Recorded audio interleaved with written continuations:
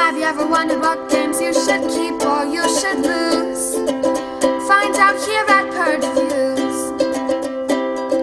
Have you ever wondered what games you should sell or you should use? Find out here at Purge Reviews. Find out on our top 10 list what games you cannot miss. Don't forget to subscribe to Purge Reviews.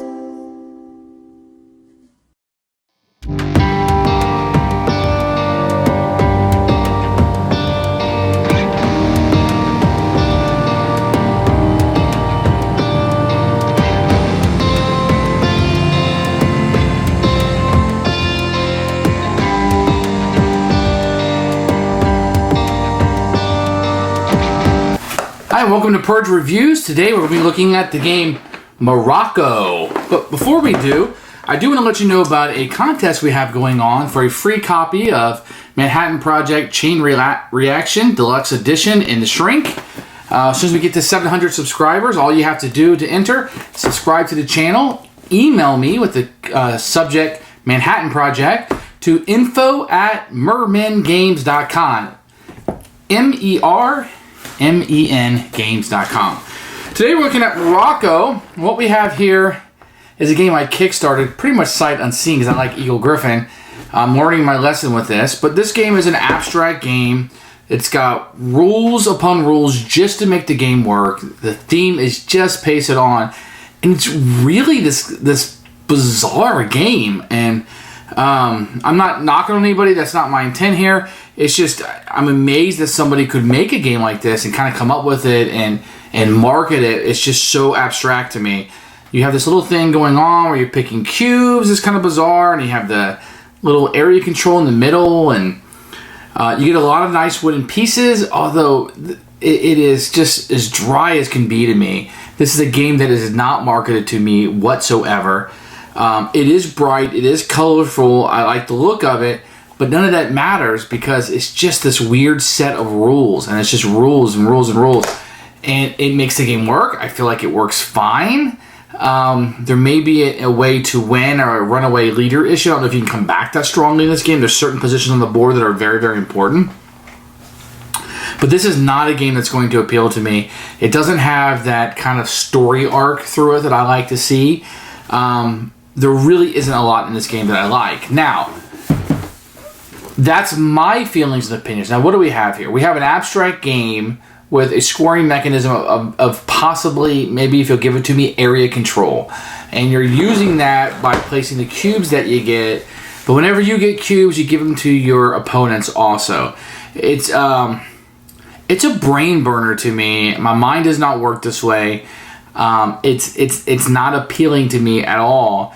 And I'm going to say this is an automatic purge for me. But I think some people who are into these abstract games are going to sit down and play this and really like it. I think it's one of those things where you just kind of sit quietly for 2.5 minutes while you think your turn through. It's not a game that would have a lot of conversation going on. There's no those aha moments or anything like that going on. It's pretty straightforward. You're going to be getting there's best spots on the board, and you need to get them, and you want to get them. Morocco is going to be a pass for me. I'm going to highly recommend you to try this game out if this sounds appealing at all. I don't know if it's an instant buy because I don't like rules for the sake of rules. I need something there. It's not one of those classic simplistic abstract. There's a lot of rules and moving around and going on here for me to be one of those abstracts that are pure. But try this one out. See if you like it. It's Morocco, and I'm going to purge it.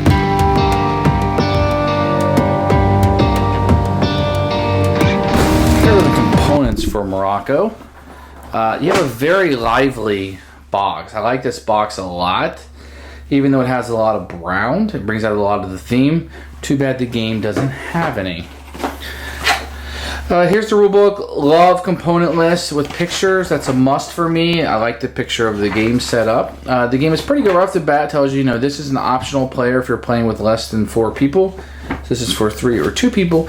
Otherwise, it goes in, explains the game pretty well. Lots of pictures, very few text, which I like. The hard part about learning the game is going to be more about its abstractness. I mean, rules are there just because that's how you play the game. You do get an advertisement of Eagle Griffin games, which I really, really like that you do this. It kind of tells me what's coming out because You know, some people stay up to date on all of the games. I can't. It's just too many. So it gives me a little idea of what's out there, MSRP, how they play, and what kind of what's going. So I like that quite a bit. You can see the insert here is really, really nice. They do a good job. You have this plastic that goes over to keep everything in place. I like this insert quite a bit. You can kind of see how I organized and put everything in there. Okay, let's take a look at the board. The board is fairly abstract. You do have scoring here and how that works. That's very helpful. The scoring track all the way around. These abstract squares will make more sense hopefully when I explain the game. This is where some workers will be. And this is going to be the little weird thing that will be in part of this game. I'll show you the board is rather bland, but the pieces are there that look like the pieces, which is pretty good. I'll just show you the insert kind of like this. You're going to get some bright cubes. You can tell here that these are very colorful, which I actually liked. You get a number of these circle tiles for each player. They're very thick, very nicely done, and the artwork on it is fantastic, even though the game is fairly abstract. I'll just show you one of these colors. You're going to get a bunch of meeples in different shapes. They all represent something different. You know, this is run-of-the-mill stuff. You're going to get some tile tokens in here, which is fine. Going to get a big wooden die. This is printed on there, so I don't know how long it'll last, but it is a little big and chunky and nice. Got some small spare parts, which is great. I'm assuming that came on the assembly line. Some cardboard that will come in, which is all fairly nice. And then you'll get some of these that will be around the board. These are really nice wooden pieces, although they're very abstract. I mean, they don't really represent anything. So components are good for an abstract. I like it. Lots of wooden stuff. If this is a Euro game, then they've accomplished their goal.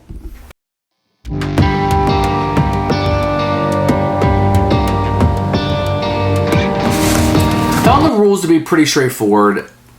I struggle with games without a theme because the theme helps the rules make sense to me. So in this, I'm like, okay, you have these cousins, you got these tourists, these bodyguards. Why? What's going on here? Doesn't make a lot of sense. You just have to download the information and memorize it. There are some additional rules to make it work with 2 or 3 people with the die rolling. Otherwise, it's just this kind of bizarre abstract. The rules are not necessarily difficult to download into your brain. There's just a couple exceptions with the rules that make no thematic sense that you're just going to have to memorize. And that would be, for me, the use of the different cousins and tourists and bodyguards versus assistants.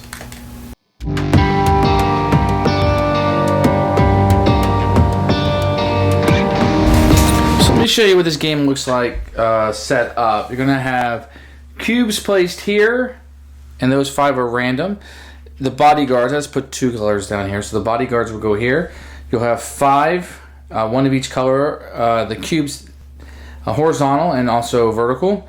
And then you'll have these juiced VP tokens, if you will, randomly set aside, and you'll fill the whole board up. Right now, I do not have them filled up. This die will be used in a 3 or 2 player game. In a 3-player game, you roll it once and everybody gets whatever comes up. There's a wild card where they can choose. In a 2-player game, each player will roll it once with both players getting goods for each roll. Okay, so this represents the rooftop that you will look out. And what you'll do is you'll move it to any one of the spaces that you want, and you will get the black and the purple, the 2 on the outside of where you're at, and the other players will get the 1 on the inside. So if I had moved here, I would get an orange and a green, and you would get a purple. That's how that works. And every single player will do that in turn order. So then what you're going to do on your turn is you're going to place your workers. And when you place them somewhere, there's 4 spots in each square.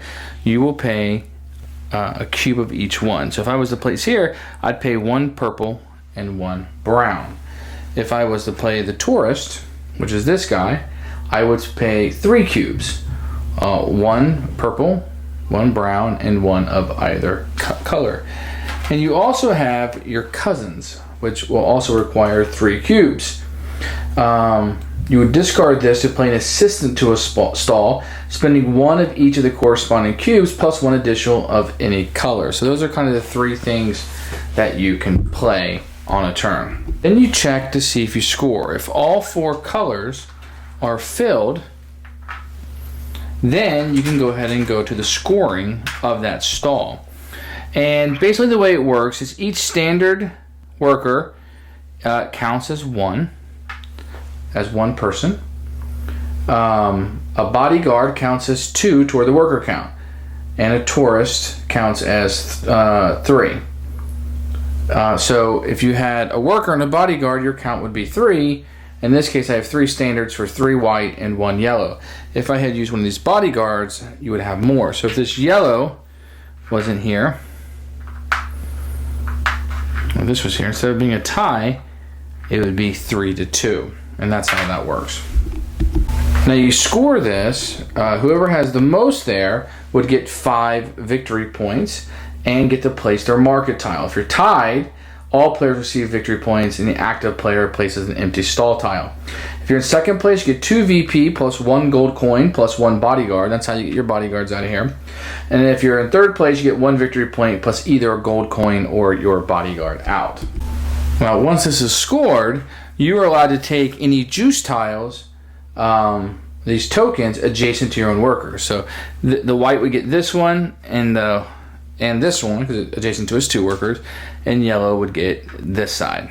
Okay, so where you place them next to the juice token is going to be very important. But if you notice now, if you were to fill this up, there's no juice tokens here because yellow already took them. Now you also get to place these market tiles, which you will have, and if you have the majority there, that could be an option that you could do. So then we would take the workers off, and since white had the majority, I believe over here, he would place his worker stall. Now the benefit to the tourist that I showed you earlier is if he's in a stall that you just scored, he would move next door, remove from the game, and become an assistant. So they kind of move to the next one and give you that spot that you would be in. Now you can use your gold coins to swap. If you want to swap the cubes or whatever, you can't see that. If you want to swap the cubes around, you can do that by spinning a gold coin. You can move those as much as possible. And that's one way to get where you need to be with the cubes that you have, is by spinning those gold coins that you can get. And these are what the gold coins will look like, these little chits here, and they're pretty nice. You keep playing until it's triggered when a closing stall leaves 5 or fewer open stalls in the market. So there's 5 or fewer. Then you do the final scoring, and the juice tokens are worth the amount of points listed on them.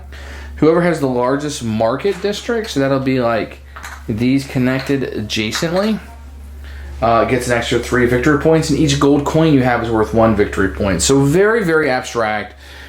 To reiterate, you're moving around, getting these tokens, and you're also getting tokens on other people's turns. You will spend those tokens to put your workers out, hopefully getting an area majority, and scoring these tokens, getting a majority of these out, and getting those gold coins if possible based on whether you're in first, second, or third place inside of that, or tied. And whoever scores the most victory points wins the game. So let me show you how to play this game a little bit. Let me start with the card. So what somebody's going to do at the beginning of their turn, whoever the first player is, roll the dice. And then they'll take 1, 2, 3, 4, 5 cards off the top of the deck. You will lay these cards out so everybody can see them, and then you will bid for these cards. And you'll be bidding with money, paper money. So whoever has the highest bid will become first player, and you'll get the first player market, and you will get all of the cards. And these are the only cards that will be given out this round. So that's phase 1. Phase 2, starting with the person who won the auction and going clockwise, you can play cards down in front of you. Now the simple rules of this is you can play as many cards as you want, as long as you have at least the majority in one type. So the type would be the country. So as long as I have majority in every other player, then I can play as many cards as I want.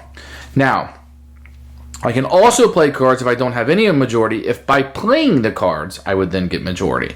So that's the only way I can play cards. If not, I can't play any cards, and I have to wait the next turn. So if I play cards, and I have the majority in something, let's say I have the majority in this country, I would then get this token. And all this token does is signify to everybody that it's an easy reference to say I have majority in this. If somebody else gets majority or ties me, then this would go away.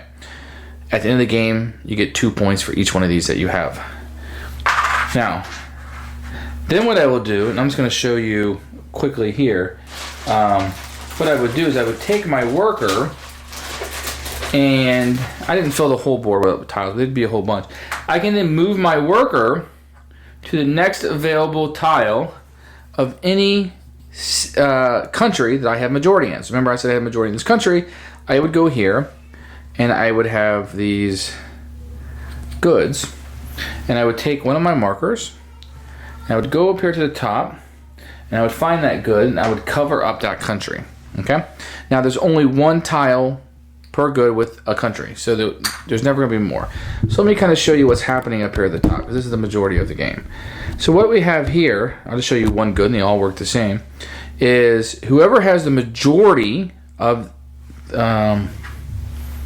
markers on this at the end of the game will get 15 points. Now that 7 is not second place. I'll throw you off a little bit. That second is if you tie. I don't know why they just didn't say round down, because they all just, you can see here, just half.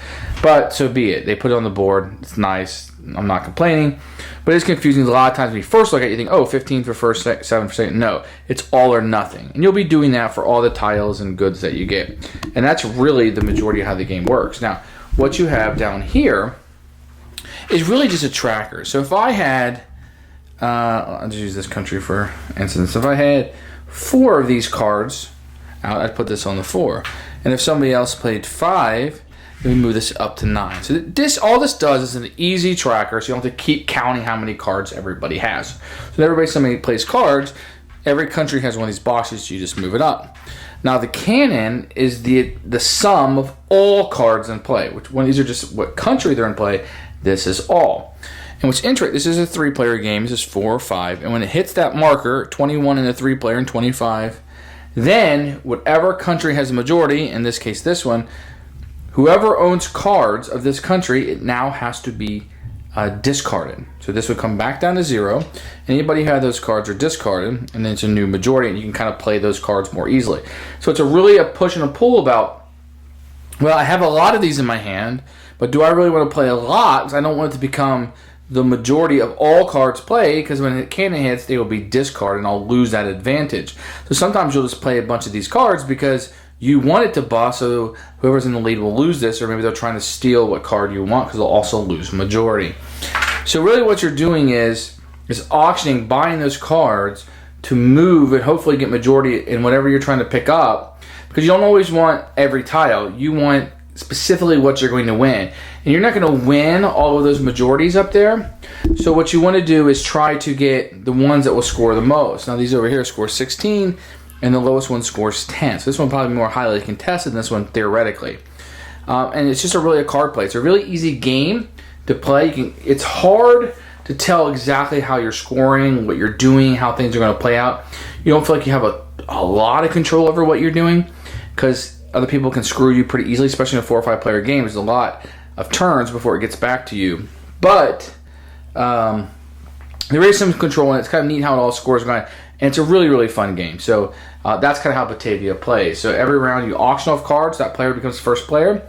He'll play cards first. You have majority. And then you can move your guy to any tile with a country that you have majority in, and you get to place up those goods, hopefully getting area majority. And if you do, by the end of the game, then you score those points. Okay? That's Batavia.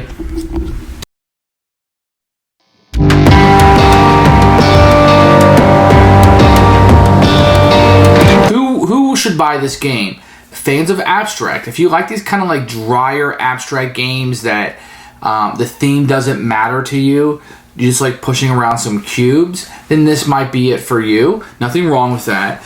If you're looking for kind of a medium weight abstract that you're getting and gaining on each other's turn, that's in this game, I would say give this a try. But I'm going to highly recommend anybody who's thinking about Morocco to try it. I know people like these games. I get it. They're mass produced and you see them all the time. I kind of wonder who those people are because they're not in my gaming circles. But if this sounds appealing, this might be right up your alley. Buy it, sight unseen, or I'd recommend giving it a try first. I'm going to be purging it. It didn't tickle any fancies for me, but it may for you.